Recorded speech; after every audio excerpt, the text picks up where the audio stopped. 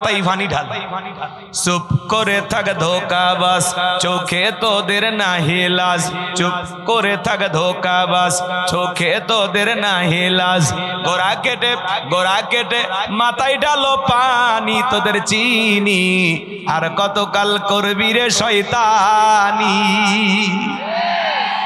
মুনাফিকদের স্বভাব হলো সকালবেলা কোরআনের মাহফিলের অনুমতি দিয়া সন্ধ্যাবেলায় পুলিশ পাঠায় বন্ধ করতো। কথা বলে ঠিক কিনা? যারা কোরআনের মাহফিল বন্ধ করত আল্লাহ তাআলা দুনিয়ার জমিনে তাদেরকে কিভাবে লাঞ্ছিত করে আপনারা দেখেননি? জোরে বলেন দেখেননি? কোরআন এমন একটি কিতাব যেই কিতাবটা আল্লাহ তাআলা নাজিল করেছেন, যার সংরক্ষণ এবং হেফাজতের দায়িত্ব আল্লাহ তাআলার কুদরতি হাতে। ইন্না নাহনু নাযালনা যিকরা ওয়া ইন্না লাহু লাহাফিজুন।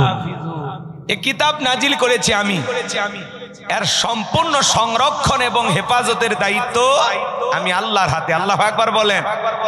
বিদায় কোরআনের গায়ে যারা আঘাত করতে আসবে, এই জমিন থেকে কোরআন আর ইসলামকে বন্ধ করার নানামুখী ষড়যন্ত্র হাতে নেবে, মনে রাখবেন আল্লাহ ওদেরকে যখন ধরবে ওরা পালানোর জন্য গর্ত খুঁজে পাবে না। কথা বলে ঠিক কিনা? এই জমিনের দিনের আলো কোরআনের আলো এদিক খেয়াল করেন, ইসলামের আলো প্রতিষ্ঠিত হোক। কাফের বেঈমানরা কি চায়? জোরে বলেন চায়। ওরা যতই ষড়যন্ত্র করুক এই দুনিয়ার জমিন থেকে ইসলামকে বিদায় করে দেওয়ার ক্ষমতা কারো নাই। কথা বলে ঠিক কিনা? কারণ ইসলামের সুইচ আছে কার হাতে? আল্লাহ রাব্বুল আলামিন বলেন ইউরিদুনা লিতুফিউ নূরাল্লাহি বিআফওয়াহিহিম ওয়াল্লাহু মুতিম্মু নূরিহি ওয়ালাউ কারিহাল কাফিরুন।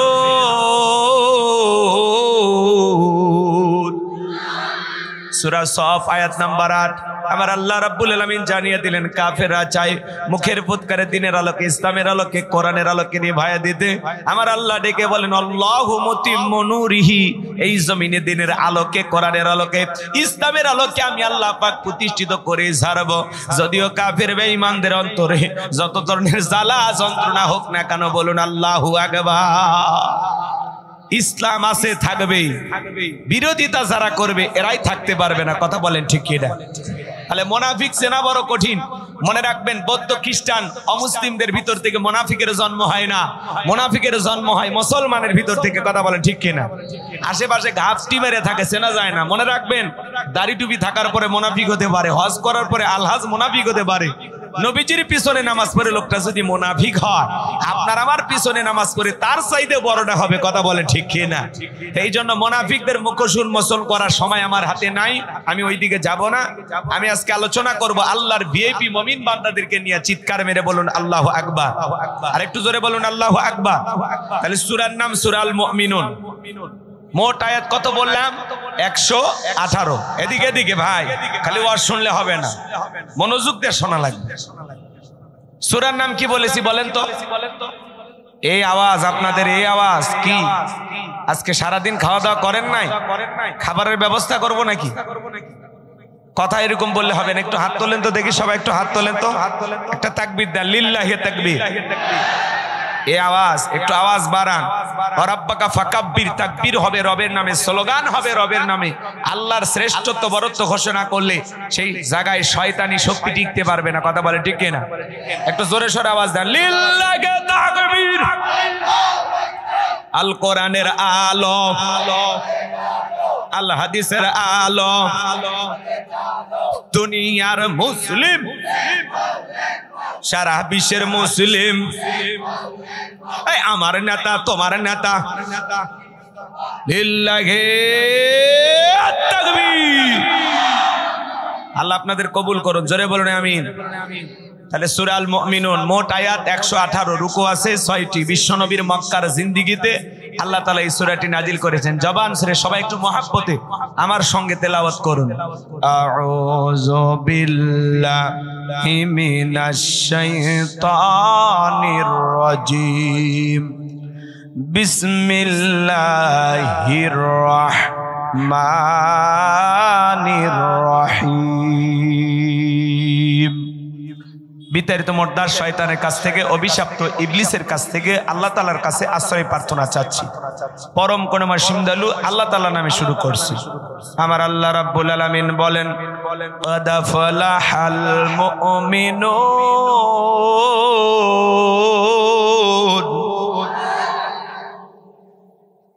যে কোন আয়াত বা সূরার তাফসীর করতে হলে কোন প্রেক্ষাপটে কোন সময় আল্লাহ তাআলা সেই সূরাটি বা আয়াতটি নাজিল করেছেন, সেই নাজিলের প্রেক্ষাপট জানার দরকার আছে না না? আরবিতে বলা হয় শানে নজুল। যদি শানে নজুল আলোচনা করা হয় তাহলে তাফসীর বুঝতে সহজ হয়। তাহলে সূরা আল মুমিনুন আল্লাহ তাআলা বিশ্বনবীর উপরে কোন প্রেক্ষাপটে কোন সময় নাজিল করেছেন, সেই নাজিলের সময়কালটা প্রেক্ষাপটটা একটু জানার দরকার আছে না নাই? জোরে বলেন, দরকার আছে না নাই? আমি কি একটু তুলে ধরবো? আপনাদের কষ্ট হবে না তো? ইনশাল্লাহ আমি করব ওয়াজ, আপনারা দিবেন আওয়াজ, জবাব দিবেন ঠিক ঠিক, আলোচনা হবে কমপ্লিট। শ্রোতাদের স্পিরিট এবারে বক্তার হিট, আলোচনা হবে জায়গা মতো ফিট। আগে বলতাম কিছু ওয়াজ প্যান্ডেলে, কিছু ওয়াজ অ্যাঙ্গেলে, এখন আর অ্যাঙ্গেলে না, যা বলবো সব ডাইরেক্ট। অ্যাঙ্গেলে বলার দিন শেষ, ডাইরেক্ট বলার বাংলাদেশ। কথা বলে ঠিক কি না? একটু অপেক্ষা করেন, কথার সাথে কথা মিলান, আমার দিকে একটু তাল দেন। সম্মানিত ভাইয়েরা আমার, সূরা আল মুমিনুন আল্লাহ তাআলা তার হাবিবের উপরে কোন প্রেক্ষাপটে কোন সময় নাজিল করেছেন? বিশ্বনবীর প্রিয় সাহাবী হযরত ওমর ফারুক রাদিয়াল্লাহু তাআলা আনহু বলেন, আমি মৌমাছির গুনগুন আওয়াজ শুনলাম, ডানে তাকায় মৌমাছি নাই, বামে তাকায় মৌমাছি নাই। বিশ্বনবীর চেহারা মোবারকের দিকে তাকায় দেখি নবীজি ফিসফিস করে কি যেন তেলাওয়াত করতেছেন। হযরত ওমর ফারুক ডেকে বলেন, আমার বোঝার বাকি রইল না, নবীজির উপরে আসমান থেকে কোরআনুল কারীম নাজিল হচ্ছে, আর বিশ্ব নবী কোরআনুল কারীম রিসিভ করতে ব্যস্ত। বলুন সুবহানাল্লাহ। মৌমাছির গুনগুন আওয়াজ হলে কোরআনুল কারীম নাজিল হয়। দপ্তরি ছুটির ঘন্টায় বাড়ি মারে টনটন আওয়াজ হলে কোরআনুল কারীম নাজিল হয়। নবীজি যখন ঘোড়ার উপরে থাকতেন ওই সময় যদি কোরআনুল কারীম নাজিল হইতো, ওহির ভারে ঘোড়ার পা বালুর ভিতরে ডেবে যেত। বলুন আল্লাহু আকবার। 8টি পদ্ধতিতে নবীজির উপরে কোরআনুল কারীম নাজিল হইতো। এত কথা বলার সময় নাই ভাইয়েরা আমার। দীর্ঘ 23টি বছরে নবীজির উপরে আল্লাহ তাআলা কোরআনুল কারীম নাজিল করেছেন। গভীর মনোযোগ দিয়ে শুনবেন। এমন মুসলমান আছে 30, 40, 50, 60 বছর বয়স হয়ে গেছে, আল্লাহর কোরআনটা কোনোদিন খুলেও দেখে নাই, এমন মুসলমান আছে না নাই?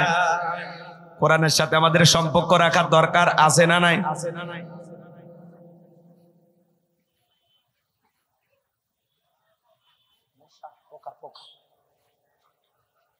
পোকা চলে হাসবেনই তো, আমার বিপদ না, আপনারা হাসবেন না? কারো বিপদে হাসা হয়, পোকা গেছে কি করবেন? আচ্ছা সম্মানিত ভাইয়েরা আমার, আমি গুনাহগার যে কথা বলতে চাই, হৃদয়ের কান পেতে কথাগুলো শুনে যান। হযরত ওমর ফারুক রাদিয়াল্লাহু তাআলা ডেকে বলেন, নবীজির কোরআনুল কারীম রিসিভ করা শেষ হয়ে গেল। বিশ্বনবী সাহাবায়ে কিরামদের দিকে মুখ ঘোরায় ডেকে বলেন, আমার সাহাবীরা, এই মাত্র আসমান থেকে জিবরাইল এসে আমার উপরে সূরা আল মুমিনুনের 10টি আয়াতে কারিমা নাজিল করে জানায় দিয়ে গেলেন, নবী গো, এই 10টি আয়াতের ভিতরে আল্লাহ পাক তার আদরের মুমিন বান্দাদের জন্য 7টি কোয়ালিটি নিয়ে আলোচনা করেছেন, 7টি গুণাবলী নিয়ে আলোচনা করেছেন। কোন মুমিন যদি এই 7টি গুণে গুণান্বিত হতে পারে, 7টি গুণ দিয়ে তার জীবনটাকে সাজাইতে পারেন, আমার আল্লাহ রাব্বুল আলামিন বলেন, উলাইকা হুমুল ওয়ারিসুন আল্লাযীনা ইয়ারিসুনাল ফিরদাউস হুম ফিহা খালিদুন।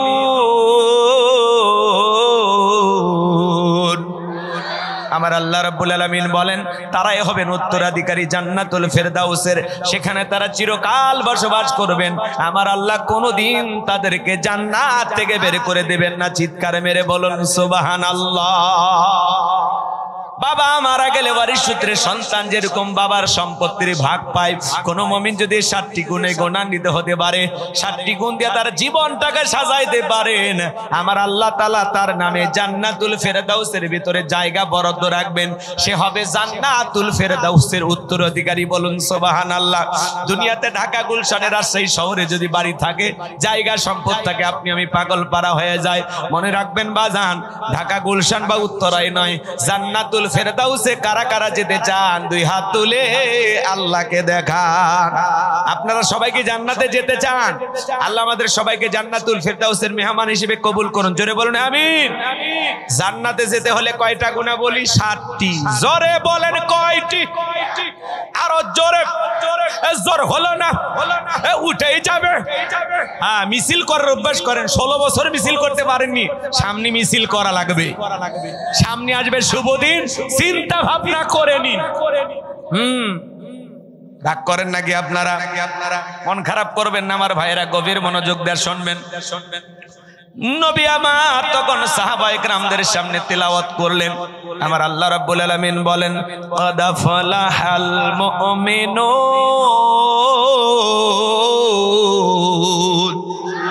আমার আল্লাহ রাব্বুল আলামিন বলেন, অবশ্যই মুমিনেরা সফল। অলরেডি মুমিনেরা সফল। সফল হয়েছে তারা, ঈমান এনেছে যারা। আল্লাহু আকবার।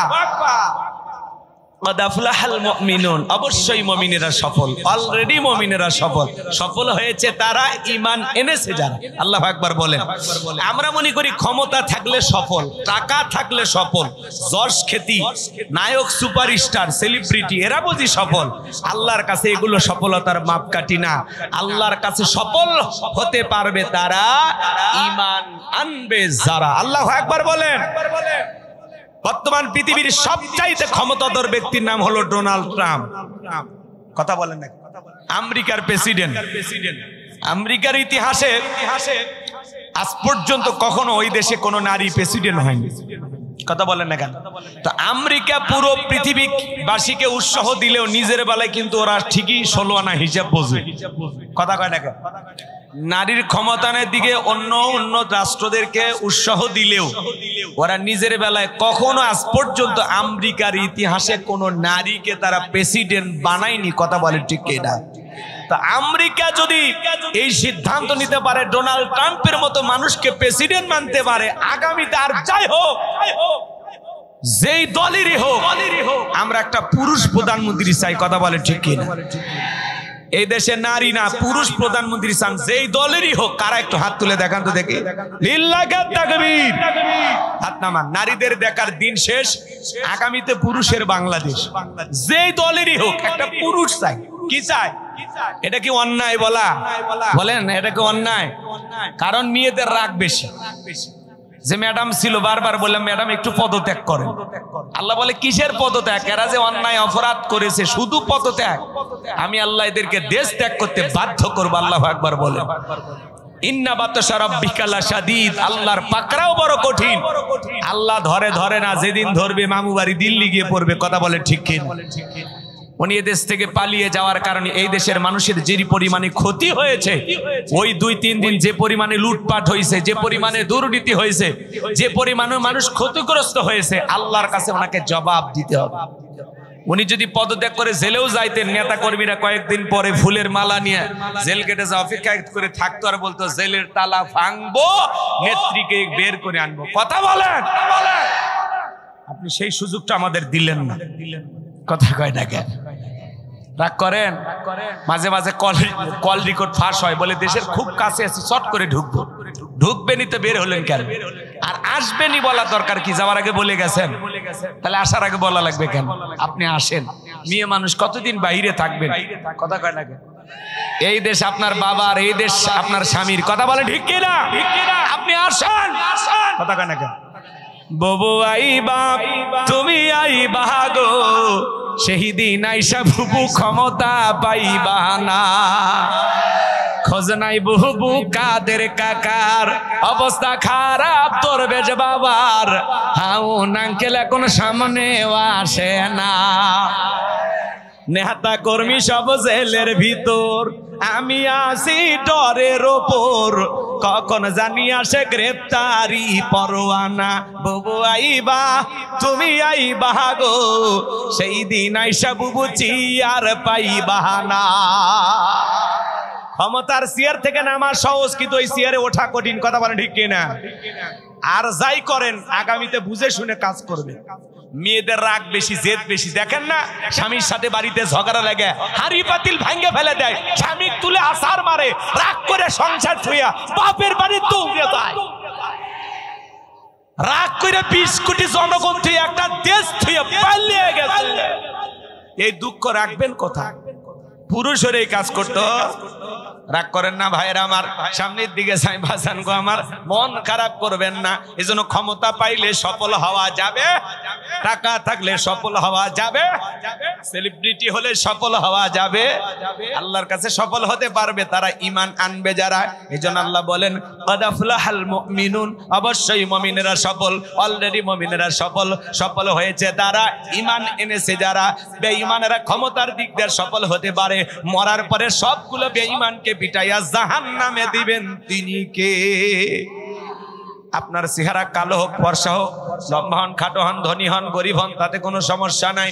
আপনার ভিতরে যদি ঈমান থাকে, বলেন তো আল্লাহর কাছে দাম আছে না নাই? এক কথায় ঈমান নামে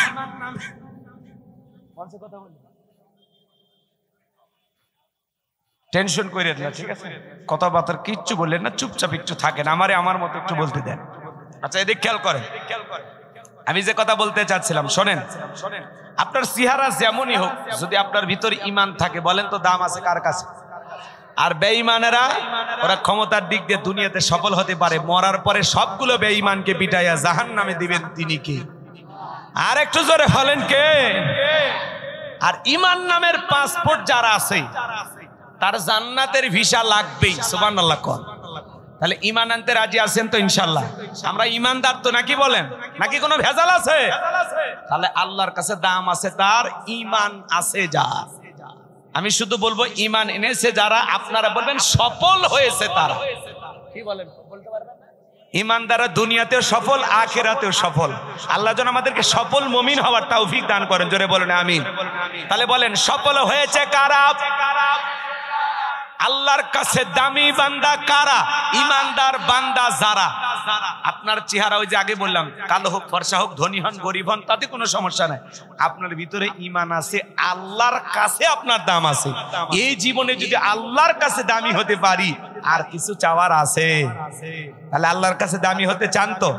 আল্লাহ যেন আমাদের কবুল করেন, জোরে বলুন আমিন। আমার ভাইয়েরা, একজন অমুসলিম জোহরের নামাজের পূর্বে ঈমান গ্রহণ করেছে।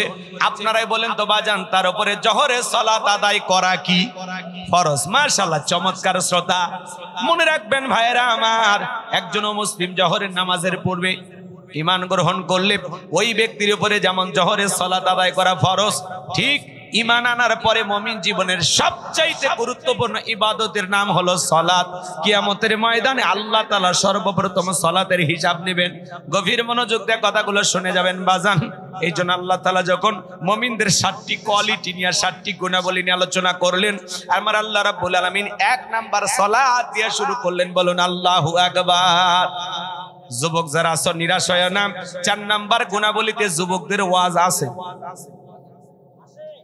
যুবকেরা কি মন খারাপ করছো বাবা? কয় নাম্বারে তোমরা আছো? একটু অপেক্ষা করো, শুরু করতে দাও। রাগ করেন নাকি আপনারা? লিল্লাহে তাকবীর।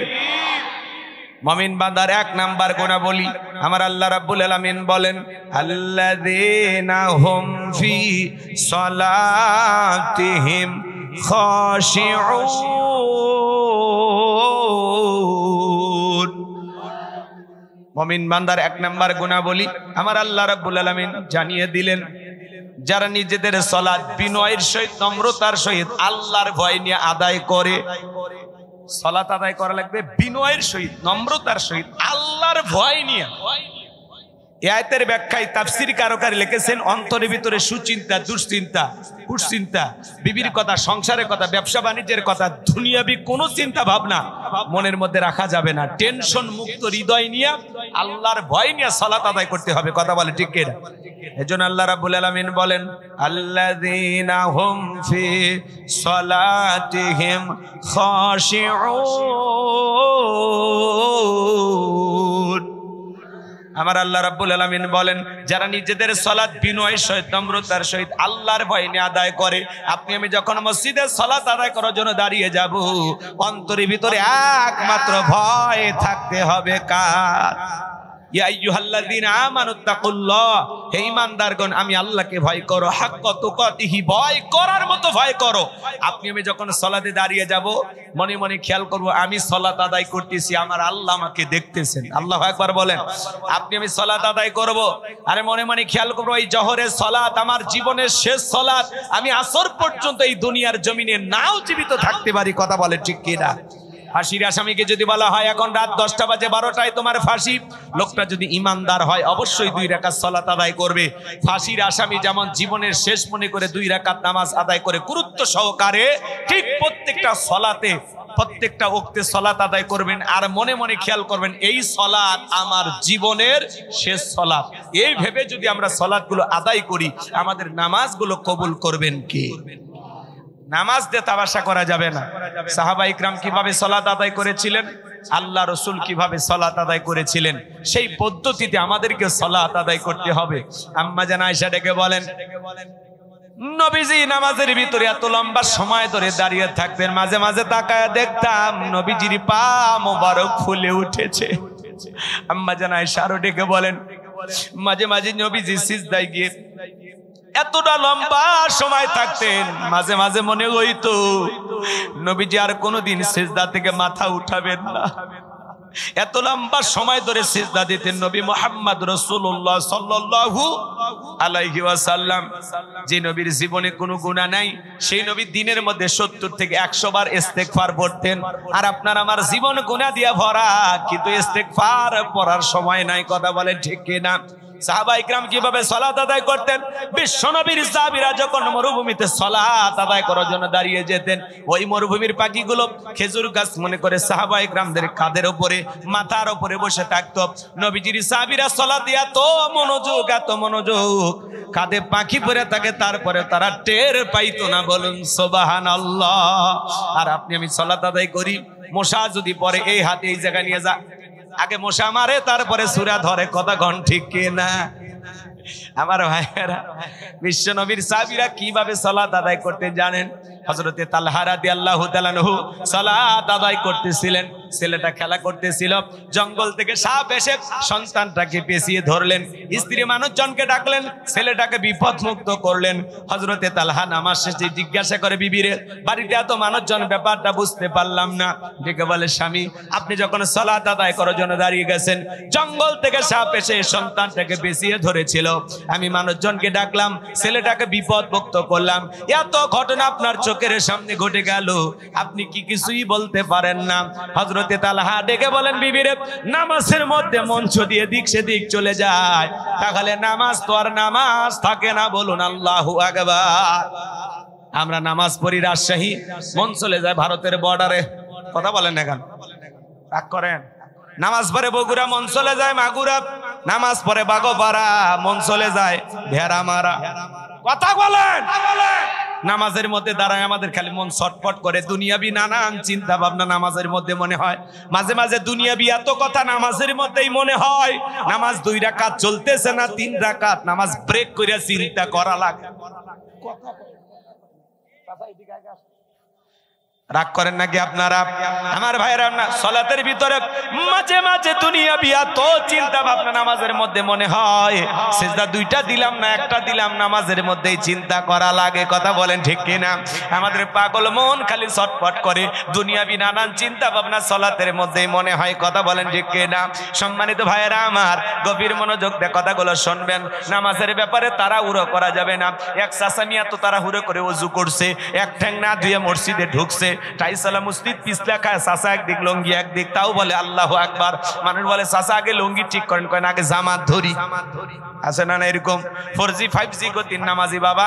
এই যে সামনে রমজান মাস, রমজান মাসে দেখবেন নামাজের প্রতিযোগিতা শুরু হয়ে যায়। প্রত্যেকটা মসজিদে তারাবির প্রতিযোগিতা, কে কত তড়িৎ গতিতে পড়তে পারে, কত তাড়াহুড়ো করে পড়া যায়। কথা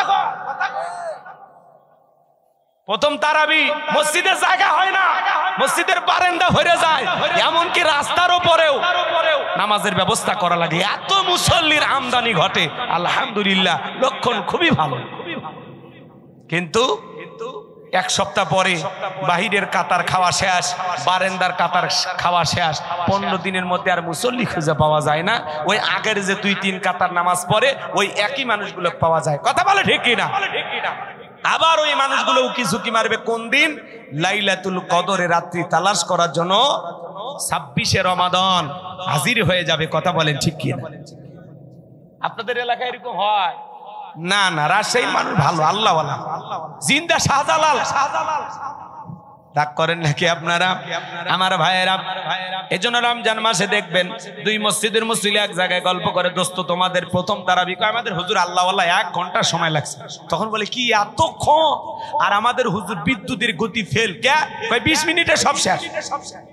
কথা কন, খালি আলহামদু বোঝা যায় আর দোয়াল্লিন বোঝা যায়, মাঝখানে কি ভূমিকম্প হয়ে গেছে হুজুর নিজেও টের পায় না। কথা কন ঠিক কি না? এরকম নামাজ পড়ে লাভ হবে না। সালাত আদায় করতে হবে ধীরস্থির ভাবে, বিশ্রামের সহিত। তারাবি মানে তাড়াহুড়ো না, ধীরস্থির ভাবে 4 রাকাত পরে পরে বিশ্রাম নেবেন, আবার 4 রাকাত পড়বেন, এভাবে সুন্দর করে সালাত আদায় করবেন। সোনার মক্কা মদিনা আল্লাহ তার গোলামকে নিয়েছিল, সেখানে তারাবি পড়লাম, সময় লাগলো 1 ঘন্টা 45 মিনিট, আর আপনার 20 মিনিটে সব শেষ। এই জন্য নামাজ এভাবে তামাশার সহিত পড়া যাবে না। প্রত্যেকটা সালাত আদায় করব গুরুত্ব সহকারে। আল্লাহ যেন বুঝ দান করেন, জোরে বলেন আমিন। এদিক খেয়াল করেন, আমার কথা কি আপনারা কষ্ট পাচ্ছেন? আল্লাযীনা হুম ফি সালাতিহিম খাশিউন, যারা নিজেদের সালাত বিনয়ের সহিত, নম্রতার সহিত, আল্লাহর ভয় নিয়ে, খুশু খুজু ভাব নিয়ে, আল্লাহর ভয়ে কারা কারা মসজিদে গিয়ে 5 ওয়াক্ত সালাত আদায় করবেন? 2 হাত তুলে আল্লাহকে দেখা। আল্লাহ আমাদের সবাইকে 5 ওয়াক্ত নামাজি বানায় দেন, জোরে বলেন আমিন। আর একটু চিল্লায় বলেন আমিন। হাত নামান। বিশ্ব নবীর জামানায় ফজরের সালাতের সময় মসজিদ যেমন কানায় কানায় পূর্ণ ছিল, জুমার সালাতের একই দৃশ্য মসজিদ কানায় কানায় পূর্ণ ছিল, বলুন সুবহানাল্লাহ। আর বাংলাদেশে জুমার সালাতের জন্য মসজিদ ভাঙে 2 তলা 3 তলা 4 তলা করা হয়, আর ফজরের নামাজের সময় 1 কাতার মুসল্লি পাওয়া যায় না। কথা বলে ঠিক কিনা? এমন মসজিদ আছে মুয়াজ্জিন একাই আযান দেয়, একাই নামাজ পড়ে, একজন মুসল্লিও নাই। কথা বলেন ঠিক কিনা? এমন মসজিদ আছে না নাই? আপনাদের এলাকায় নাই। সম্মানিত ভাইরা আমার, গভীর মনোযোগ দিয়ে কথাগুলো শুনবেন বাজান, নিয়মিত সালাত আদায় করবেন। আল্লাহ তাআলা আমাদের সবাইকে যেন 5 ওয়াক্ত সালাত জামাতের সহিত আদায় করার তৌফিক দান করেন, জোরে বলুন আমিন। শুধু ওয়াদা যে দিলেন, এই ওয়াদার মধ্যে যেন সীমাবদ্ধ না থাকে, আমাদের প্রতিশ্রুতি, আমাদের ওয়াদা আমরা যেন পালন করতে পারি, আল্লাহ যেন তৌফিক দান করেন, জোরে বলুন আমিন।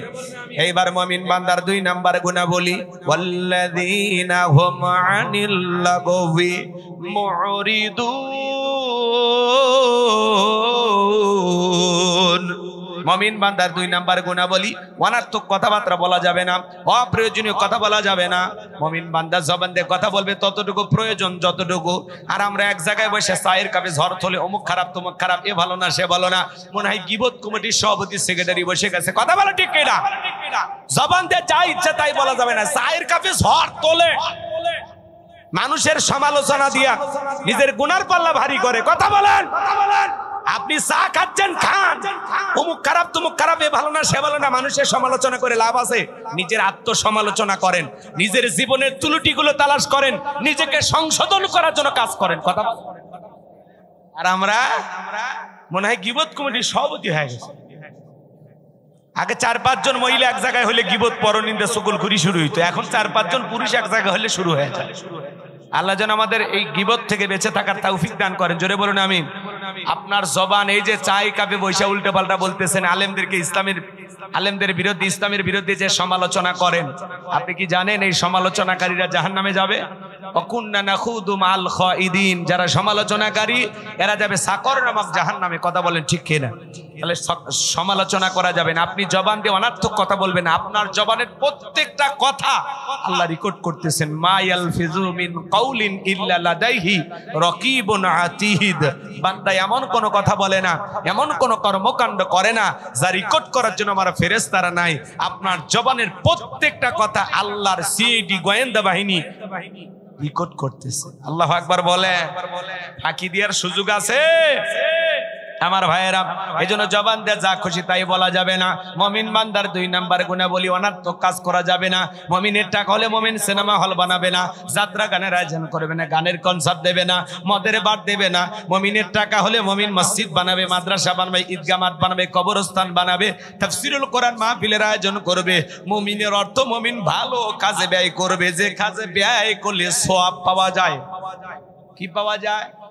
রাস্তার মধ্যে ফলের গাছ লাগা দেবেন, পুকুরের ঘাট বানা দিবেন, রাস্তাঘাটে সুন্দর করে লিখে রাখবেন সুবহানাল্লাহ, আলহামদুলিল্লাহ, আল্লাহু আকবার, লা ইলাহা ইল্লাল্লাহ। যত মানুষের নজরে পড়বে আল্লাহ তাআলাকে স্মরণ করবেন, সেই ব্যক্তিও সওয়াব পাবে, আপনিও সওয়াব পাবেন। বলুন সুবহানাল্লাহ। সম্মানিত ভাইরা আমার, তাহলে মুমিন বান্দার 2 নাম্বার গুণাবলী, জবান দিয়ে সে কথা বলবে যে কথা বললে সওয়াব হয়, সমাজে সেই কাজ চালু করবে যেই কাজ চালু করলে সওয়াব হয়। মুমিন বান্দা কান দিয়ে সেই জিনিসগুলো শ্রবণ করবে যেইটা শুনলে সওয়াব হয়। যুবক রে, কানের ভিতর ইয়ারফোন লাগায় গান শোনো, রূপবানে না আছে কমর দোলাইয়া, আল্লাহর ফেরেশতারা কবরে নিয়ে পিটাবে ঝোলাইয়া ঝোলাইয়া। কথা বলেন। কানের ভিতর ইয়ারফোন লাগাইয়া সিরাজগঞ্জের এক যুবক রেল লাইন পার হয়ে যায়, ট্রেনে এসে ধাক্কা মেরে 3 টুকরে করে থুয়ে গেছে। মরার পরেও কানের ভিতর ইয়ারফোন লাগানো ছিল। এখন কবরে যা, ফেরেশতারা তোর জায়গা মতো বাদ্যযন্ত্র বাজাবে। কথা বলেন ঠিক কিনা?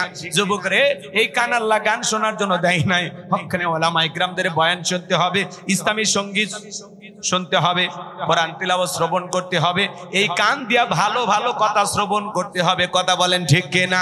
তাহলে মুমিন বান্দার 2 নাম্বার গুণাবলী, জবান দিয়ে সেইটা বলবো যেটা বলে সওয়াব হয়, সমাজে সেই কাজগুলো চালু করব যেই কাজগুলো চালু করলে সওয়াব হয়, সেই জিনিসগুলোই কান দিয়া শুনবো, যেগুলো শ্রবণ করলে সওয়াব হয়।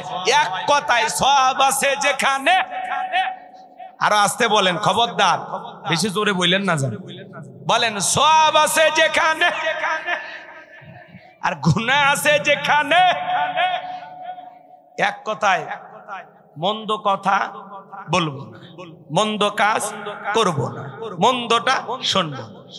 সকল গুনাহ থেকে, সকল মন্দ কাজ থেকে আল্লাহ যেন আমাদের বিরত থাকার তৌফিক দান করেন। চিল্লা বলেন আমিন।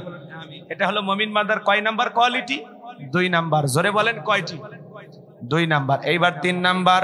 আমার আল্লাহ রাব্বুল আলামিন বলেন, ওয়াল্লাযীনা হুম লিয-যাকাতি ফাঈলুন।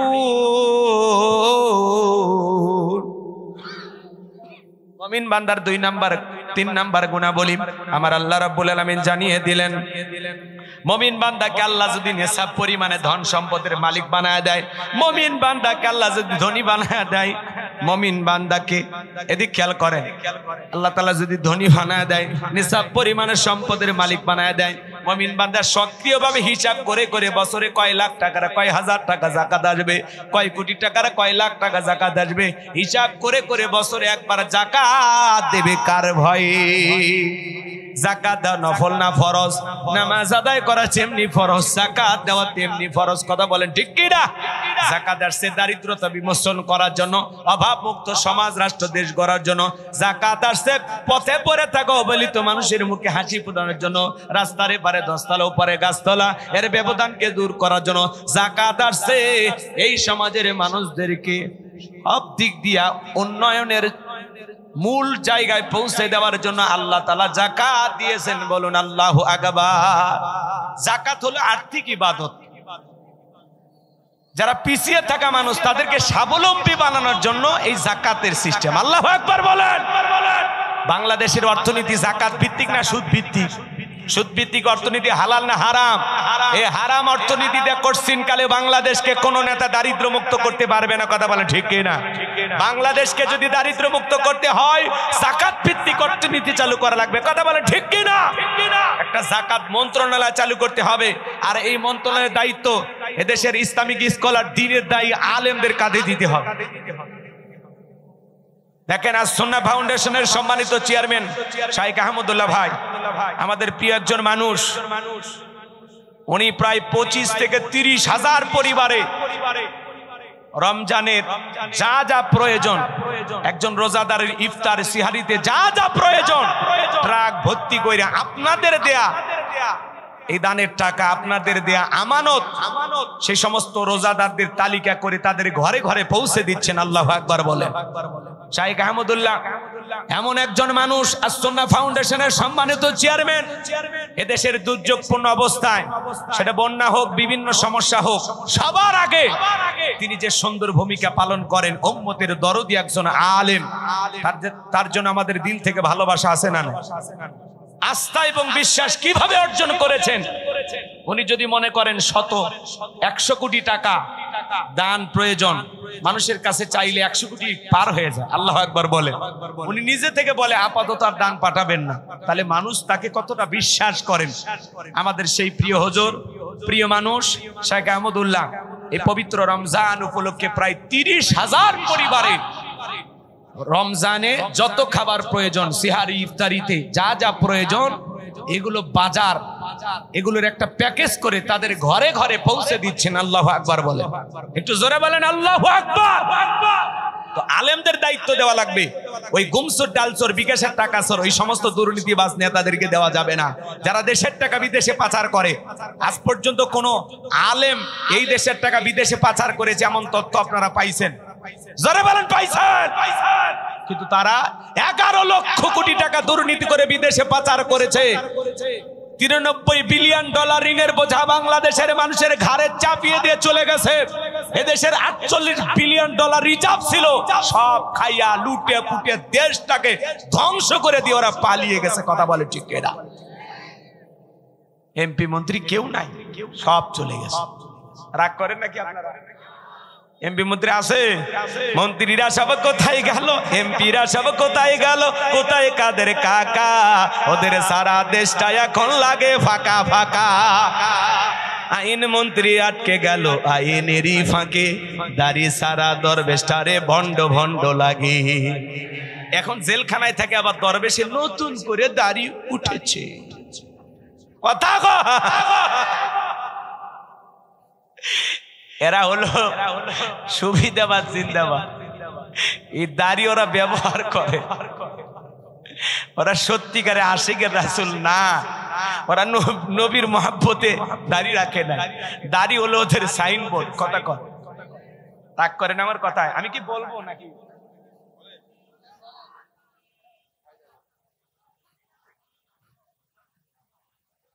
হ্যাঁ, রাগ করে? রাগ করে কেউ? রাগ করেন আপনারা? দাড়ি সারা দরবেশটারে ভণ্ড ভণ্ড লাগে। শুনেছি ভাই কত নেতা নেত্রী খাইতেছে ভাই ডান্ডা, বিচারপতি কালামানিকের ফাটিয়েছে নাকি আন্ডা। ওটা আমার খবর না, মিডিয়ার খবর। এই বিচারপতি শামসুদ্দিন মানিক আল্লামা সাইদি হুজুরকে মৃত্যুদণ্ডের রায় দিয়েছিল। আমরা বলতে চাই ওই একই ট্রাইব্যুনালে কুখ্যাত বিচারপতি কালামানিককে মৃত্যুদণ্ডের রায় দিতে হবে। কথা বলে ঠিক এরা? এই সেই বিচারপতি মানিক টকশোতে বসে আমার বোনকে অপমান করে রাজাকারের বাচ্চা বলেছিল। ছাত্র আন্দোলন সবাইকে রাজাকারের বাচ্চা বলে গালি দিয়েছিল। 116 জন আলেমের তালিকা করে দুদকের কাছে জমা দিয়েছিল। আমার রোল নাম্বার ছিল 23। সিরিয়ালে আমি কত নাম্বার ছিলাম আপনারা চেনেন না? ওরা ঠিকই চেনে। কথা বোঝেন নাই? যারা আলেমদের তালিকা করেছিল আজকে বিনা তালিকায় কলার পাতায় শুয়ে থাকার ব্যবস্থা করে দেয় কে? এদেশের অনেকজন বিচারক বলেছিলেন যে কলার পাতায় শুয়ে থাকা এই ছবিটা প্রত্যেকটা আদালতে বিচারকদের পিছনে ঝুলিয়ে দিতে হবে, যাতে এই ছবি দেখে তারা ন্যায় বিচার কায়েম করে, অসাধু বিচার এবং ওই সমস্ত নেতাদের পা চাটা গোলাম না হয়। কথা বলে ঠিক এরা? এরা বিচারকের নামে বিগত সরকারের পাঁচাটা গোলাম ছিল। তাদের ইশারায় যা বলতো এরা সেই অনুযায়ী কাজ করতো। কথা বলে না কেন? পলকের ঝলক গেল, পলকের ঝলক গেল, থামিয়ে নেটের চাকা, ওদের সারা দেশটা এখন লাগে ফাঁকা ফাঁকা। কোথায় গেল সংসদেতে মমতাজের গান? কোথায় গেল হযরত বলা স্বামী ওসমান? 70 রাকাত 80 রাকাত তাহাজ্জুদ পড়তো, বিরাট বলে আল্লাহর ওলি দাবি করতো। 41 সাল পর্যন্ত টিকে থাকার স্বপ্ন দেখেছিল। 24 সালের 5 আগস্টে ভাগ্যে কি আছে আল্লাহর ওলিরা জানতো। মাইক পেলে বলতো খেলা হবে, খেলা হবে। আর একজনের তো শরীরই চলে না, তাও বলে খেলা হবে। এই মানুষগুলোকে আমরা খুব মিস করি। কই যে আছে? বিনোদনের নেতা আছে আছে। আমার ভাইরা মন খারাপ করবেন না বাজান, আমি গুনাহগার যে কথা বলতে চাচ্ছিলাম, আলেমদের দায়িত্ব দেওয়া লাগবে। ওই গমসর ডালসর বিকাশের টাকা সর দেশের টাকা বিদেশে পাচার করে এমন দুর্নীতিবাজ নেতাদেরকে দায়িত্ব দেওয়া যাবে? আলেমদের দায়িত্ব দেওয়া লাগবে। আলেমদের কাছে আমানত সঠিকভাবে থাকবে। আলেমেরা কি করবে? সমস্ত ধনীদের তালিকা করে যাকাত আদায় করবে। এই দেশে একটা জরিপ করা হয়েছে, 10 বছর যদি ধনীদের কাছ থেকে যাকাত আদায় করা হয়, আর যাকাতের যে 8টা খাত আছে এই অনুযায়ী যদি একটা তালিকা করে যাকাতের টাকাগুলো সঠিক পদ্ধতিতে বন্টন করে দেওয়া হয়, বাংলাদেশে 10 বছর পরে একজন মানুষ যাকাতের জন্য খুঁজে পাওয়া যাবে না। চিৎকার মেরে বলুন আল্লাহু আকবার।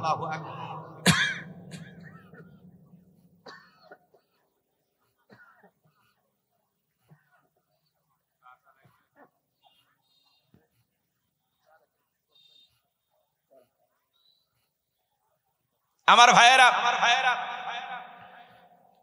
আমি আপনাদের উদ্দেশ্যে বলতে চাই, এদেশের মানুষ যাকাত মানে পাইছে শাড়ি লুঙ্গি। কথা কয় না? এমন লুঙ্গি দেয় 200 টাকা দাম, লিটন লুঙ্গি পরে থাকলে আবার জান্নাত জাহান্নাম সব বোঝা যায়। এমন শাড়ি দেয় 300 টাকা দাম, ধুয়ে দিলে শাড়ি না মশারি খুঁজে পাওয়া যায় না। এই পরলোক, এই শাড়ি তোমার বউরে পরাই। কথা বলেন। এজন্য যাকাত মানে শাড়ি লুঙ্গি না, দিলেও মানসম্পন্ন কাপড় দিতে হবে। হযরত ওমর ফারুক রাদিয়াল্লাহু তাআলা আনহু তিনি বলেন, যাকাতের অর্থ তোমরা এমন ভাবে দাও যাতে ওই ব্যক্তি যাকাতের জন্য আর কারো দুয়ারে হাত না পাতে। বলুন আল্লাহু আকবার। এদিকে তাকান, এদিকে তাকান, আমার দিকে খেয়াল করেন। আমি আপনাদের উদ্দেশ্যে যে কথা বলতে চাই, এই ছেলেটা বেকার বসে আছে, ওরে যাকাতের 1.5 লাখ টাকা দিয়ে একটা ছোটখাটো ব্যবসা প্রতিষ্ঠান ভবানীগঞ্জ বাজার ধরায় দেন। আল্লাহ যদি চায় 5-7 বছর পরেও ব্যবসা বাণিজ্য করে সে নিজেও ভবিষ্যতে যাকাত দিবে।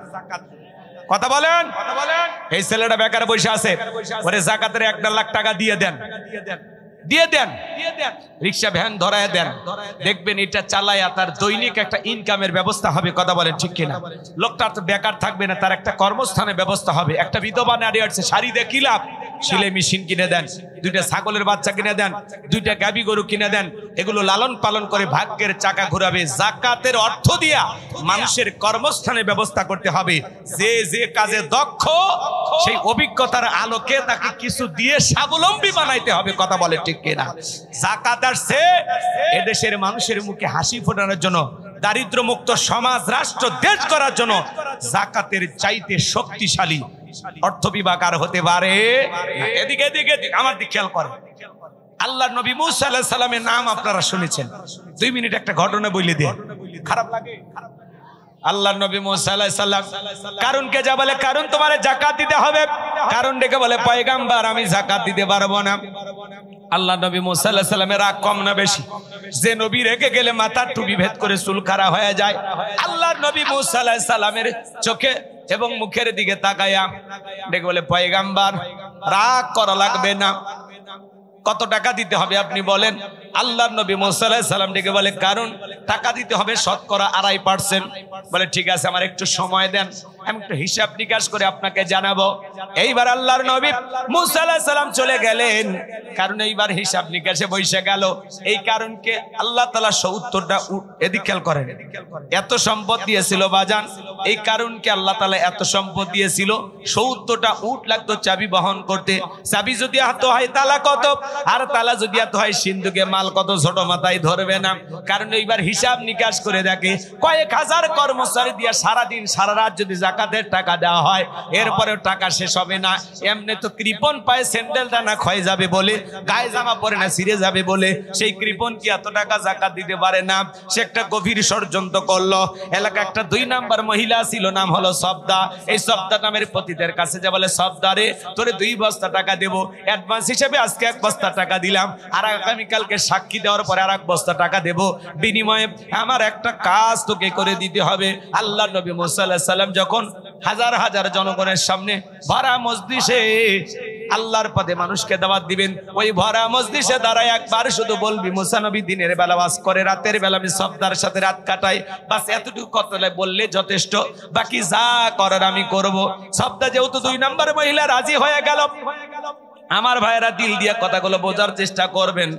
সবটা যখন রাজি হয়ে গেল, পরের দিন সকালবেলা আল্লাহর নবী মুসা আলাইহিস সালাম হাজার হাজার জনতাকে সামনে নিয়ে আল্লাহর পথে মানুষকে দাওয়াত দিতেছেন, আল্লাহর পথে আহ্বান করতেছেন।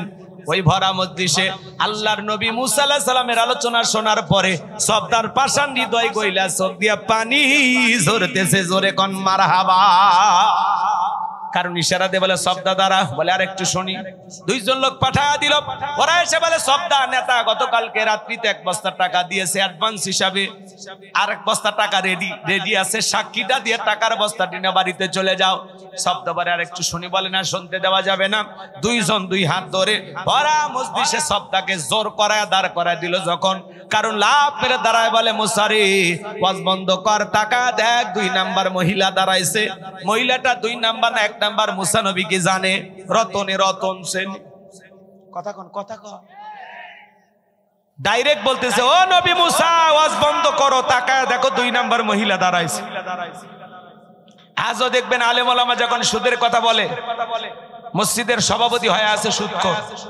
এদেশের অনেক মসজিদের সভাপতি সুদখোর, ঘুষখোর। কথা বলেন, হক কথা বলা যায় না। সুদের ওয়াজ করলে বলেন হুজুর এই ব্যবসার সাথে আমি জড়িত, খামাখা আমার নাম কেন বলতেছেন? আছে না নাই? সুদের কথা বলা যায় না, ঘুষের কথা বলা যায় না, জিহাদের কথা বলা যায় না, আল্লাহর জমিনে আল্লাহর আইনকে প্রতিষ্ঠিত করতে হবে এই কথাগুলো বলা যায় না। হক কথা বললেই বলে হুজুর ভালোই মনে করতেছিলাম, এখন দেখি আপনিও রাজনীতির কথা কন। আছে না নাই? হুজুর আপনার ওয়াজ লাইন ছাড়া, হুজুরের ওয়াজ লাইন ছাড়া না, তোমার জীবন লাইন ছাড়া, তুমি একটা তার ছেঁড়া। কথা বলেন, মনে রাখবেন বাংলার জমিনে যারা আলেমদের কথা বলতে বাধা দেয়, যারা তাফসিরুল কোরআন মাহফিল বন্ধ করে দেয়, আমাদের আফসোস হয় ওই জায়গায়।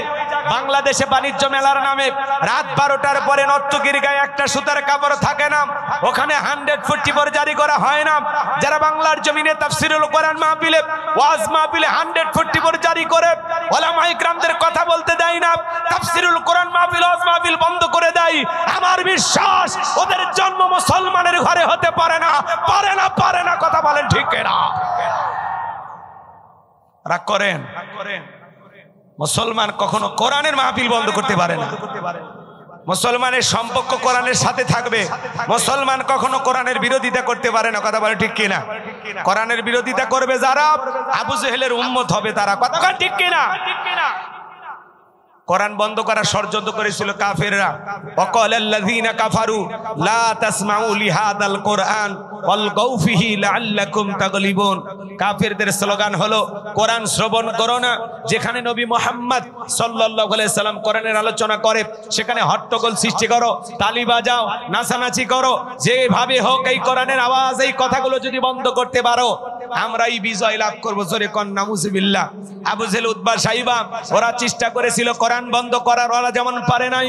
আজও পৃথিবীর জমিনে যারা কোরআন বন্ধ করতে চায়, ইসলাম আলাদেরকে বন্ধ করতে চায়, মনে রাখবেন এক জায়গায় কোরআনের আওয়াজ বন্ধ করে দেবেন, আল্লাহ 10 জায়গায় কোরআনের মাহফিল চালু করে দেবে। কথা বলে ঠিক কিনা? একজন আলেমের মুখ চেপে ধরবেন, আরো 10 জন ময়দানে কথা বলবে। একজনকে গ্রেফতার করবেন, হাজারো জন ময়দানে কথা বলবে। একজনকে ফাঁসির দড়িতে ঝুলাবেন, হাজারো জন আবারও ময়দানে আল্লাহ তাআলা তৈরি করে দেবেন। কথা বলে ঠিক কিনা? মনে রাখবেন বাঘের পেট থেকে জন্ম হইলে বাঘেরই বাচ্চা হয়, বিড়ালের বাচ্চা হয় না। যারা কোরআনের মাহফিল কথা বলবে, যারা আল্লাহর জমিনে আল্লাহর দ্বীন বিজয়ের জন্য কথা বলে, এরা কোনো বাতিলের চোখ রাঙানিকে ভয় পায় না। কথা বলে ঠিক কিনা? আপনি কার দিকে চোখ রাঙানি দেখান? আমরা মুসলিম জাতির পিতা ইব্রাহিমের সন্তান, যে ইব্রাহিম আল্লাহর খুশির জন্য নমরুদের আগুনে পুড়তেও রাজি। কথা বলেন ঠিক কিনা? আমরা ইসমাইলের ভাই, যে ইসমাইল আল্লাহর খুশির জন্য সূর্যের নিচে জবাই হইতেও রাজি। কথা বলেন ঠিক কিনা? এই জন্য আমাদেরকে হুমকি ধুমকি দিয়ে ভয় দেখায় কোনো লাভ হবে না। আল্লাহর এই জমিনে আল্লাহর দ্বীনকে প্রতিষ্ঠিত করার জন্য যদি কখনো ডাক আসে, প্রয়োজনে বিবির কাছ থেকে বিদায় নে, সন্তানদের কাছ থেকে বিদায় নে, মাথায় কাপড়ের কাপড় বেঁধে আল্লাহর এই জমিনে আল্লাহর দ্বীনকে প্রতিষ্ঠিত করার জন্য, কোরআনের সমাজ ব্যবস্থা কায়েম করার জন্য কারা কারা বুকের তাজা রক্ত দিতে রাজি? 2 হাত তুলে আল্লাহকে দেখান, 2 হাত তুলে আল্লাহকে দেখান। লিল্লাহি তাকবীর।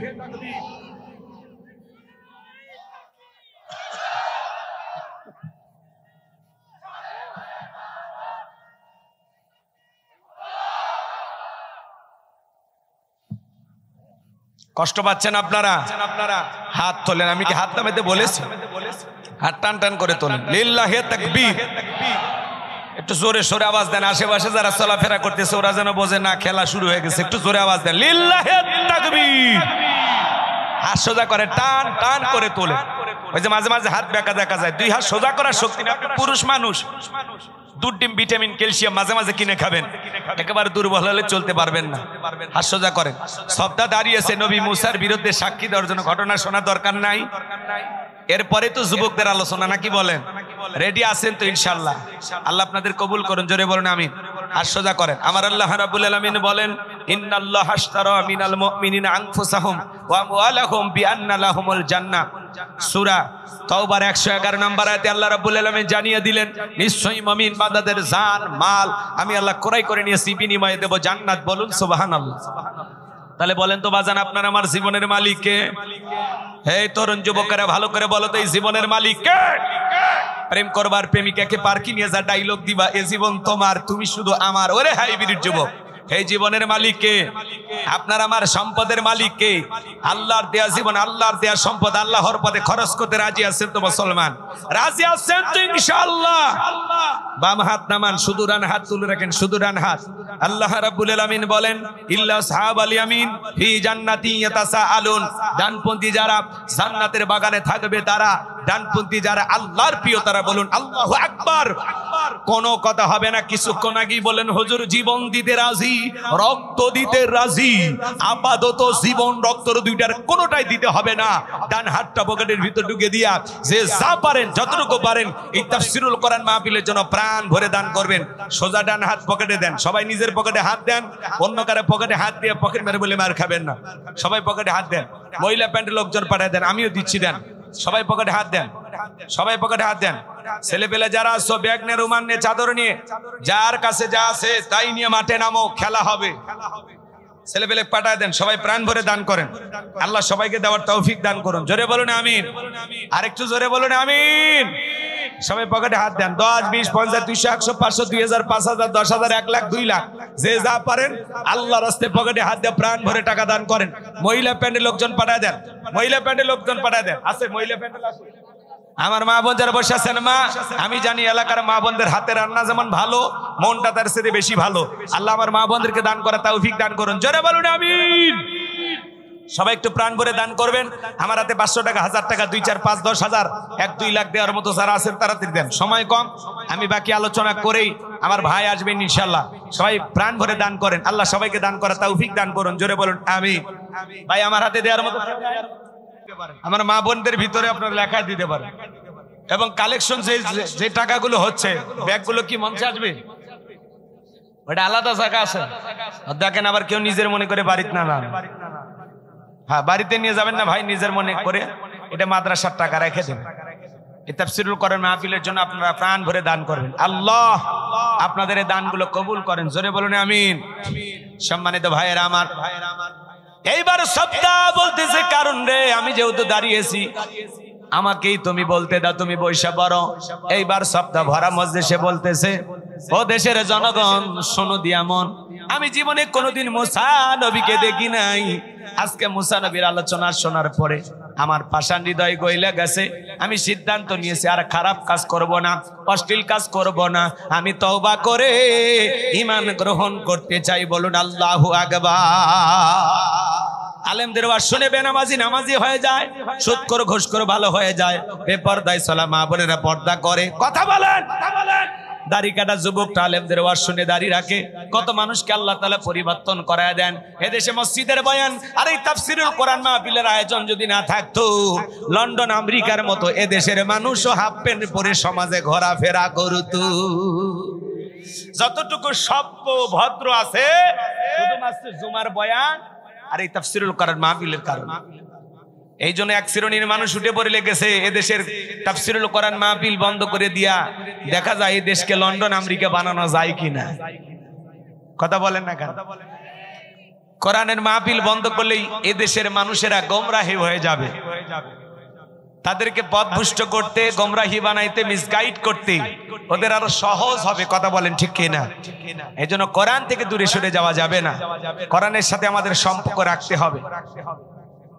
আল্লাহ পাক যেন আমাদের সবাইকে সঠিক বোঝ দান করেন। জোরে বলুন আমিন।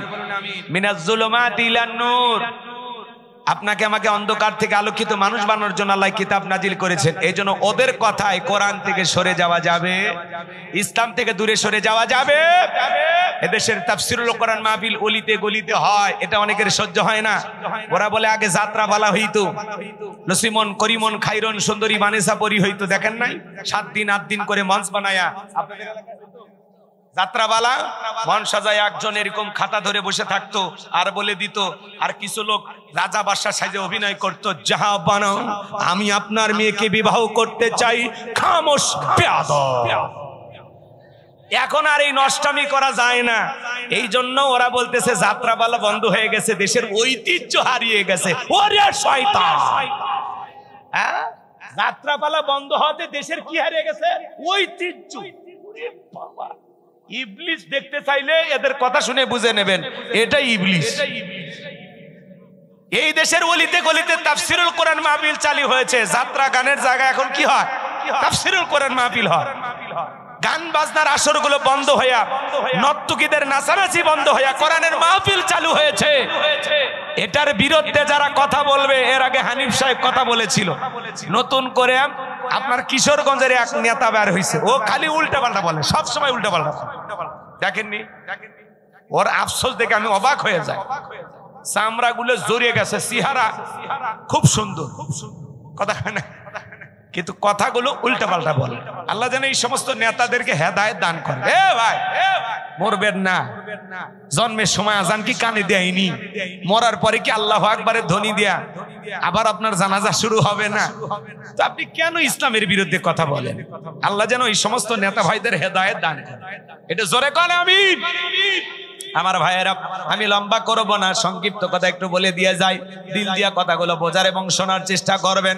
এইবার শব্দা বলতেছে, এ কারণ কেন লাফালাফি করতেছে আপনারা কি জানেন? গতকাল রাত্রিতে কারণ আমার বাড়িতে গিয়েছিল, আমার 2 বস্তা টাকা দেবো বলে ওয়াদা করেছে, 1 বস্তা টাকা অ্যাডভান্স হিসাবে দিয়েছে, আর আজকে সাক্ষী দিলে আর 1 বস্তা টাকা দিয়ে দেবে, বিনিময়ে আমাকে এই কথা বলতে হবে। নবী মুসা দিনের বেলা ওয়াজ করে আর রাতের বেলা আমি শব্দার সাথে রাত কাটাই, কিন্তু আপনাদেরকে সাক্ষী রেখে বলতেছি নবী মুসা আলাইহিস সালামের চরিত্র ফুলের চাইতেও পবিত্র।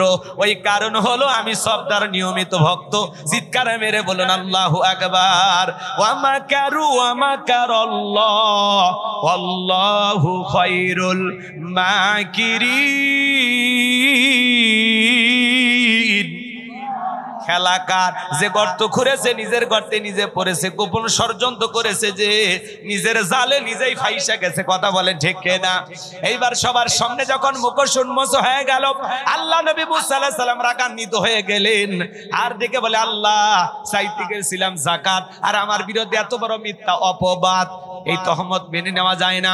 আল্লাহ গো, আপনি জমিনকে ওয়াদা দেন, জমিন জানো কারণে ধন সম্পদ সহ কারণকে গ্রাস করে ফেলে। আল্লাহ দোয়া মঞ্জুর করলেন, কারণে ধন সম্পদ সহ হাঁটু পর্যন্ত চলে গেছে। ও মনে মনে ভাবে দেখে শক্তি আছে, ব্যাপার না, উঠতে পারবো। কোমর পর্যন্ত মাজা পর্যন্ত যখন চলে গেছে বলে ব্যাপার না, উঠতে পারবো। এইবার যখন গলা পর্যন্ত জমিনের ভিতরে চলে গেছে, ডেকে বলে, ও নবী মুসা, ধন সম্পদ যা আছে সব তোমার, আর তোমার আল্লাহ তুমি নিয়ে যাও, জানটা একটু ভিক্ষা দাও। নবী মুসা আলাইহিস সালাম ডেকে বলে, আল্লাহুস সামাদ, এ কারণ আল্লাহ কারো মুখোপেক্ষী নন, আমরা সবাই আল্লাহ তাআলার মুখোপেক্ষী। তোর ধন সম্পদ সহ তুই পৃথিবীর জমিন থেকে চলে যা, আর পৃথিবীর ইতিহাসে সাক্ষী থাক, তোর মতো যারা সম্পদ জমা রাখবে, আল্লাহ রাস্তায় খরচ করতে চাইবে না, কঠিন কিয়ামতের ময়দানে তুই কারণের কাতারে আল্লাহ তাদেরও বিচার করবে। সূরা তাওবার ভিতরে আল্লাহ পাক জানিয়ে দিয়েছেন, যারা স্বর্ণ রূপা টাকা পয়সা জমা রাখে, আল্লাহ রাস্তায় খরচ করতে চায় না, আমার আল্লাহ বলেন তাদের জন্য রয়েছে আযাবের সুসংবাদ। আপনি যাকাত দেন না, কৃপণতা করেন, মাল সম্পদ জমা রাখেন, আপনার এই সম্পদ বিষাক্ত সাপ হয়ে আপনাকে জাহান্নামের ভিতরে কামড় মারবে। কথা বলেন, আপনার এই সম্পদ জাহান্নামের শাস্তির কারণ হবে। কথা বলেন ঠিক কিনা? আমরা তাহলে হিসাব করে প্রত্যেক বছর যাকাত দেব ইনশাআল্লাহ। যাকাত এই দিক খেয়াল করেন, যাকাত দাতা হিসেবে আল্লাহ আপনাকে কবুল করেছেন, এটা শুকরিয়ার বিষয়। আলহামদুলিল্লাহ, আল্লাহ যে আমাকে একটু যাকাত দেওয়ার মতো অর্থ দিয়েছে, আলহামদুলিল্লাহ। আল্লাহ আপনার হাত এই জায়গায় রাখছে, চাইলে এই জায়গায় রাখতে পারতো না। এই কথা বলেন না কেন? কোন জায়গায় রাখছে আল্লাহ? এই জায়গায় রাখছি, তার মানে আপনি যাকাত দাতা। এই যে আপনি যে গরিবকে যাকাত দিলেন, দিয়ে কি দয়া বা করুণা করছেন? না, আপনার যাকাত দেওয়া ফরজ, গরিবের যাকাত খাওয়া ফরজ না। গরিব না খায় মরে যাবে, সমস্যা আছে। কিন্তু আপনি ধনী, আপনি যাকাত দিতে বাধ্য। কথা কয় না কে? 1000, এদিক খেয়াল করেন, হাজারে কয় টাকা? 1000 টাকা না? ভালোই হিসাব, ওই জন্য তো যাকাত। 1 লাখে কয় টাকা? 2500 টাকা। আর 1 কোটিতে রাগ করেন না, 1 কোটিতে বলে 25,000। এত হিসাবে আপনারা অঙ্কে দুর্বল হলে রাজশাহীর মানুষ তো এরকম হওয়ার কথা না। 1 কোটি টাকা হলে আপনাকে কত টাকা দিতে হবে? 2.5 লক্ষ টাকা যাকাত দিতে হবে। 2 কোটি হলে কত? 5 লাখ। 4 কোটি হলে 10 লাখ। এদিকে এদিক আমার দিকে তাকান, খারাপ লাগে না? যাকাত হলো আর্থিক ইবাদত। এদিকে এদিক, ধনীর যাকাত দেওয়া ফরজ, আপনি যাকাত দিতে বাধ্য। প্রত্যেক বছর আপনার সম্পদের হিসাব করে আপনি নির্দিষ্ট একটা দিনে যাকাত দিবেন। বছরে একবার, মাত্র কয়বার? একবার। আল্লাহ যদি আপনাকে নেশাব পরিমাণে সম্পদের মালিক বানায় দেয়, তাহলে অবশ্যই হিসাব করে যাকাত দিবেন। আমার এলাকায় একজন মানুষ আছে উপশহরে, চালের ব্যবসা করে। ওই লোকটা বলতেছে, হুজুর আমি 1400 টাকা থেকে যাকাত দেওয়া শুরু করছি। এখন লোকটা কয়েক লাখ টাকা যাকাত দেয়, তার মানে টাকা কমছে না বাড়ছে? এই জন্য সম্পদ আপনি হিসাব করে যাকাত দেবেন। যাকাত দিলে ধনীর ধন কমে না বাড়ে? আল্লাহ আপনার সম্পদ বৃদ্ধি করে দিবেন। আল্লাহ কবুল করুন, জোরে বলেন আমিন। তাহলে প্রত্যেক বছর হিসাব করে আমরা যাকাত দেব। 500 টাকা 1000 টাকা করে ওইভাবে যাকাত দেব না। আমার 1.5 লাখ টাকা যাকাত আসছে, আমি একজনকেই দিয়ে দেব, যে ভাই আপনি নেন, এটা নিয়ে যে কোনো একটা কর্ম করেন। এই যে মাহফিল দিয়েছেন, যেরকম মসজিদ বানান যেভাবে, ঠিক গ্রামে একটা উদ্যোগ নেবেন। এই গ্রামে কারা ধনী আছে, সমস্ত ধনীদের টাকা এক জায়গায় করবেন। ধরেন 50 লাখ টাকা কালেকশন হয়েছে যাকাতের। এবার কি করবেন? এই গ্রামের সবচাইতে গরিব 30 জন মানুষকে 50 লাখ টাকা দিয়ে দেন, দিয়ে বলেন ভাই আপনারা একটু এই টাকা দিয়ে যে কোনো একটা কর্ম করেন, ব্যবসা বাণিজ্য করেন, খবরদার কারো কাছে হাত পাতবেন না। কথা কয় না কেন? পরের বছর 30 জন। এইভাবে দেখা যাচ্ছে 5 বছরে 150টা পরিবার, তাদেরকে আপনারা কি করলেন? টাকা দিয়ে সহযোগিতা করে তাদেরকে স্বাবলম্বী বানায় দিলেন। এই গ্রামে 5 বছর লাগবে না, এই গ্রামের সমস্ত মানুষ স্বাবলম্বী হয়ে যাবে, একজনও গরিব থাকবে না। কথা বলে ঠিক কিনা? এমন সমাজ আপনারা করতে চান? তাহলে হিসাব করে করে কারা কারা যাকাত দিবেন? হাত তুলে, আল্লাহ কবুল করুন, জোরে বলুন আমিন। হাত নামান। এইবার মুমিন বান্দার 4 নাম্বার গুণাবলী, ওয়াল্লাযীনা হুম লিফুরুজিহিম হাফিজুন। মুমিন বান্দার 4 নাম্বার গুণাবলী, নিজের যৌবনটাকে সংযত রাখা, নিজের যৌবনটাকে কন্ট্রোল করা। মুমিনের যৌবন হোটেলে বিক্রি হয় না, পার্কে বিক্রি হয় না। মুমিন কোনোদিন বিয়ের আগে অবৈধ কোনো প্রেম ভালোবাসা করতে পারে না। কথা বলেন ঠিক কিনা? এজন্য আল্লাহ রাব্বুল আলামিন বলেন, ওয়াল্লাযীনা হুম লিফুরুজিহিম হাফিজুন।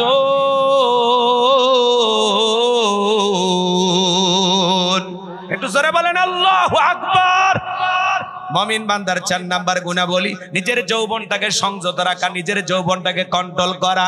হে যুবকের দল, ভালো করে শুনে নাও, আল্লাহ শিশুকালের হিসাব নেবেন না, হিসাব নেবেন যৌবন কালের। আমরা যৌবন কালে শয়তানের ওয়াসওয়াসায় পড়ে গুনাহ করতে ভালোবাসি, আর যৌবন কালের ইবাদত আল্লাহ পছন্দ করেন। কথা বলেন ঠিক কি না?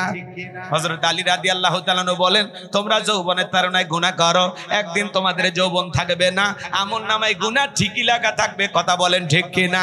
তাহলে যৌবন কালে বেশি বেশি ইবাদত করতে হবে।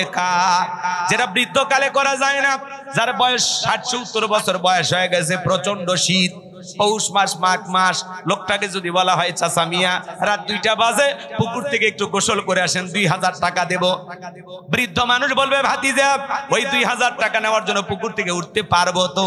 কথা কয় নাকি আপনারা? কিন্তু একটা যুবককে যদি বলেন 2000 টাকা দেব, এই শীতের মধ্যে একটু পুকুর থেকে গোসল করে আসো, ও যুবক বলবে হুজুর কাপড় খুলছি, টাকা রেডি করেন। কথা কন? তার মানে যুবকের একটা কি আছে? পাওয়ার আছে। কথা বলেন ঠিক কিনা? এই যৌবন কালের ইবাদত আল্লাহ পছন্দ করে।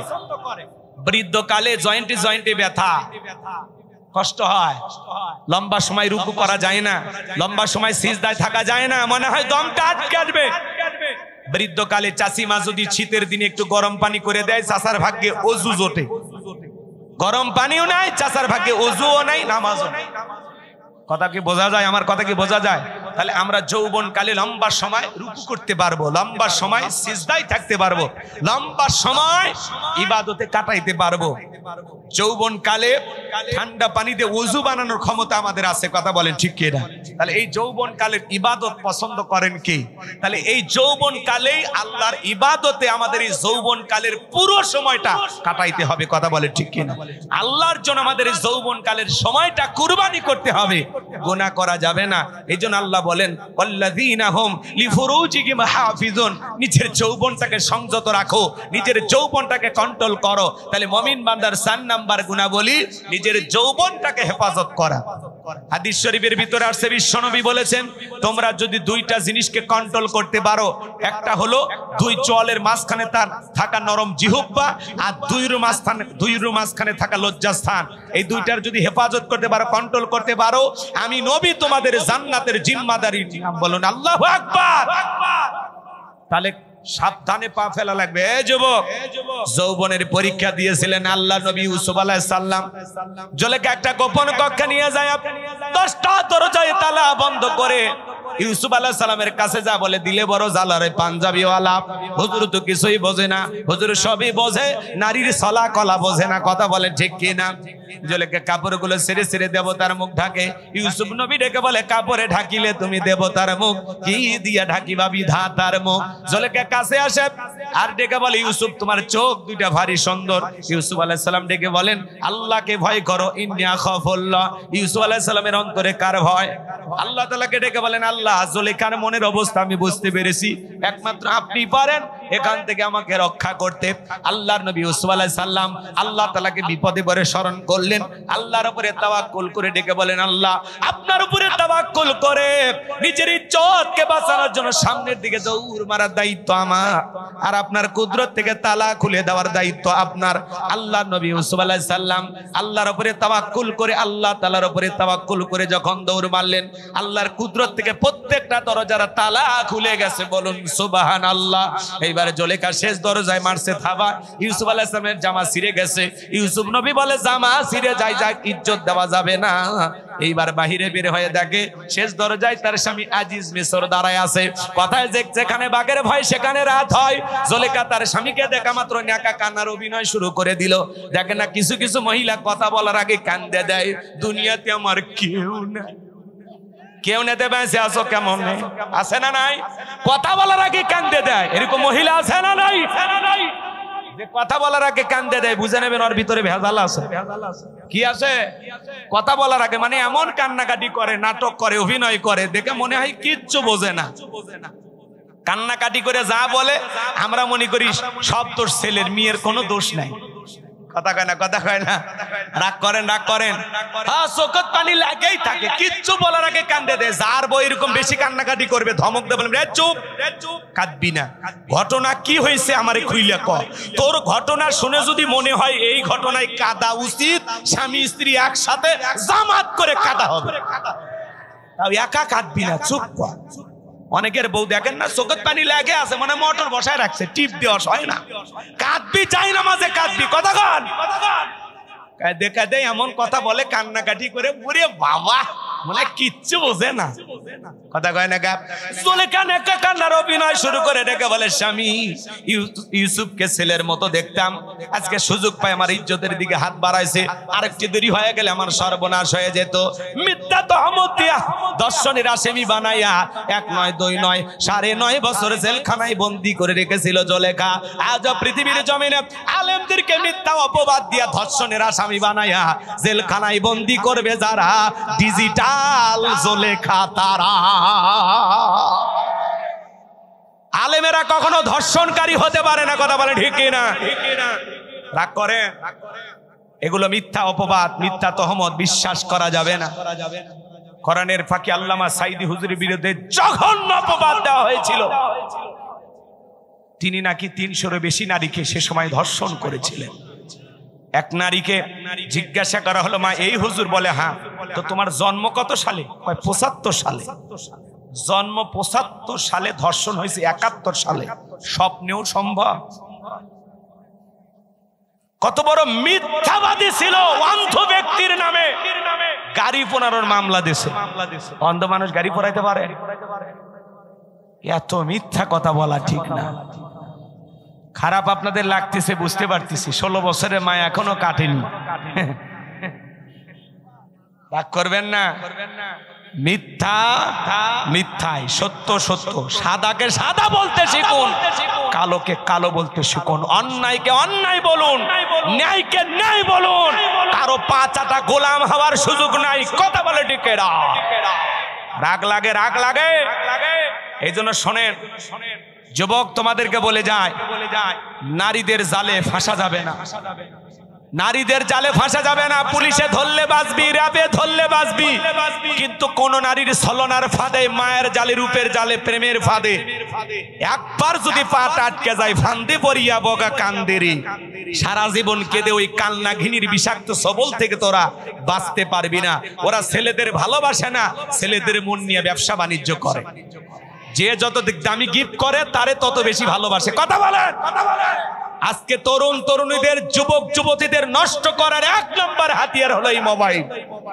এই মোবাইলের ওজন কম, কিন্তু মোবাইলের মাধ্যমে পাপের ওজনটা অনেক বেশি।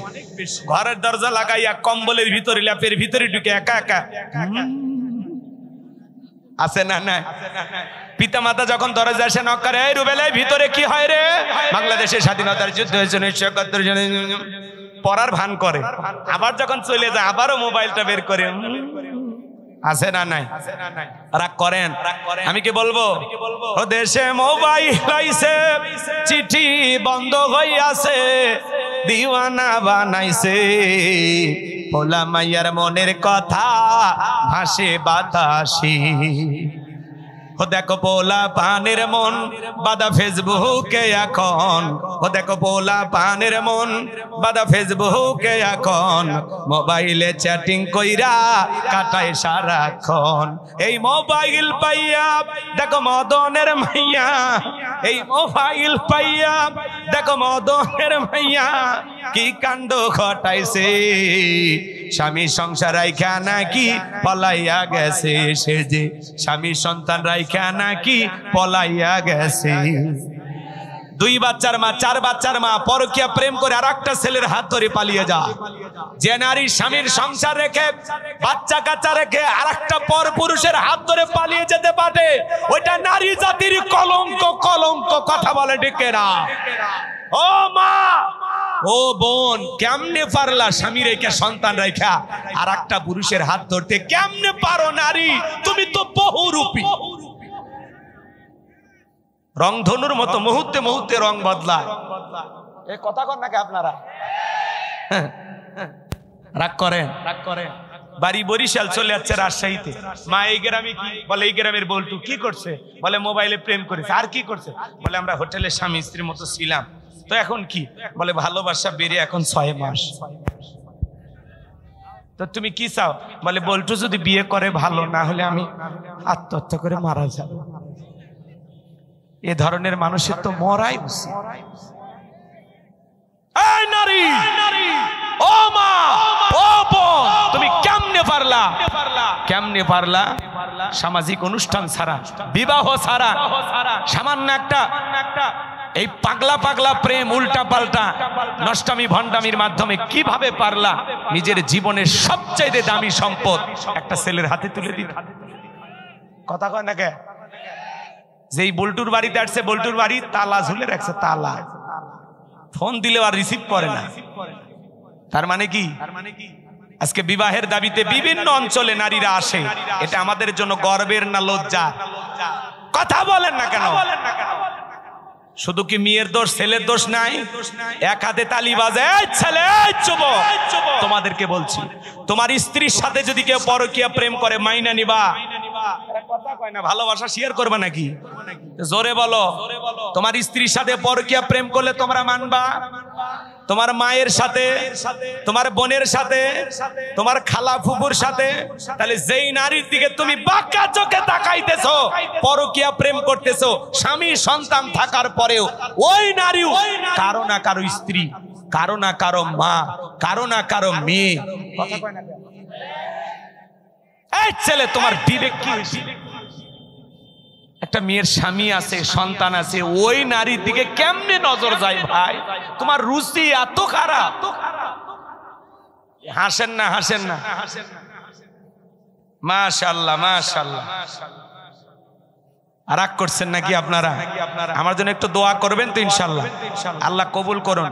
যুবক যুবতী যারা আছো, আজকের মাহফিল থেকে হাত তুলে ওয়াদা দাও, জীবনে কোনোদিন প্রেম করে বিয়ে করবে না। হাত তোলো। যুবকেরা যারা বিয়ে করনি হাত তোলো। মনে রাখবা, প্রেম করে বিয়ে শাদী করা যাবে, পিতামাতা পছন্দ করে বিয়ে দিবে যেখানে বরকত আছে। পিতামাতার অবাধ্য হয়ে পালিয়ে যা বিয়ে করলে জীবনে কোনোদিন সুখী হতে পারবা না। আল্লাহ যুবকদের হেদায়েত দান করুন। জোরে বলুন আমিন। ওদেশে টিকটক আসিয়া সব গেল ভাসিয়া, সিদ্দিক সোরা নায়ক কইছে আইডি খুলিয়া, হিরো আলম নায়ক কইছে আইডি খুলিয়া।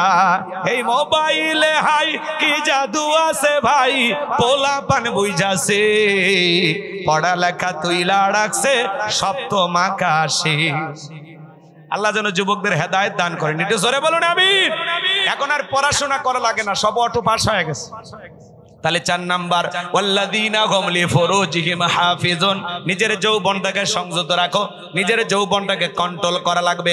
5 আর 6 নাম্বার গুণাবলী, ওয়াল্লাযীনা হুম লিআমানাতিহিম ওয়া হাদিহিম রাউন। 5 নাম্বার আমানত রক্ষা করা। জীবনটা আমানত, সময় আমানত, টাকা পয়সা ধন দৌলত স্ত্রী সন্তান সবকিছু আমানত। আমানতের ওয়াজ করলে 1 ঘন্টা চলে যাবে, ওইদিকে যাওয়ার কোনো সুযোগ নাই। তাহলে 5 নাম্বার আমানত রক্ষা করা, আমানতের খেয়ানত করা যাবে না। 6 নাম্বার ওয়াদা প্রতিশ্রুতি রক্ষা করা। মুমিন মুখে যা বলবে অন্তরে তা বিশ্বাস করবে, কাজে তা বাস্তবায়ন করবে। মুমিন কোনোদিন প্রতিশ্রুতি ভঙ্গকারী হতে পারে না। 7 নাম্বার হলো ওয়াল্লাযীনা হুম আলা সালাওয়াতিহিম ইউহাফিজুন। 7 নাম্বার, যারা যত্ন সহকারে সালাত আদায় করে। কথা কয় না? আল্লাহ 1 নাম্বার সালাত দিয়ে শুরু করলেন, 7 নাম্বার সালাত দিয়ে শেষ করলেন। সালাতের গুরুত্ব কম না বেশি? যে ব্যক্তি আসর পরে মাগরিব পর্যন্ত মসজিদে মন টাঙানো থাকে, মাগরিব পরে এশা পর্যন্ত মসজিদে মন টাঙানো থাকে, শুধু একা নামাজ পড়লে হবে না, স্ত্রী সন্তানদেরকেও নামাজি বানানোর দরকার আছে না নাই? পৃথিবীর সফল বাবা তারা নিজের সন্তানের হাত ধরে মসজিদে নিয়ে যায় যারা। কথা বলে ঠিক কিনা? সন্তানদের মসজিদে নিয়ে যাবেন তো ইনশাআল্লাহ। এই 7টা গুণাবলী কারা কারা আমল করবেন একটু হাত তুলে দেখান। আল্লাহ বক্তা শ্রোতা সবাইকে 7টি কোয়ালিটি মেনে বাস্তব জীবনে আমল করা তৌফিক দান করুন। তাহলে আল্লাহ রাব্বুল আলামিন বলেন, উলাইকা হুমুল ওয়ারিসুন আল্লাযীনা ইয়ারিসুনাল ফিরদাউস হুম ফিহা খালিদুন। আল্লাহ বলেন তারাই উত্তরাধিকারী হবেন জান্নাতুল ফিরদাউসের, সেখানে তারা চিরকাল বসবাস করবেন। আল্লাহ পাক আমাদের সবাইকে জান্নাতুল ফিরদাউসের ওয়ারিস হিসেবে কবুল করুন। ওয়া আখিরি দাওয়ানা আনিল হামদুলিল্লাহি রাব্বিল আলামিন। আসসালামু আলাইকুম ওয়া রাহমাতুল্লাহি ওয়া বারাকাতুহু। লিখে দিয়েছে আমার সময় শেষ, আমিও দোয়া চাই, বেঁচে থাকলে আবারও দেখা হবে। আল্লাহ হাফেজ।